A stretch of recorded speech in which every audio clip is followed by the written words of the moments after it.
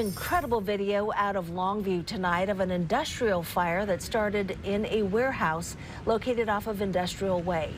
According to the Longview Fire Department, the building is operated by Columbia Cowlitz Railway. Fire started just before 4 o'clock this afternoon. All of the video is from viewer John Hutton, who works near the building that was involved in the fire at North Pacific Paper Company. He says that he and his co-workers helped to clear the area around the fire and even protected their own building with hoses and fire extinguishers. The fire gutted the building, leaving just a smoldering skeleton behind.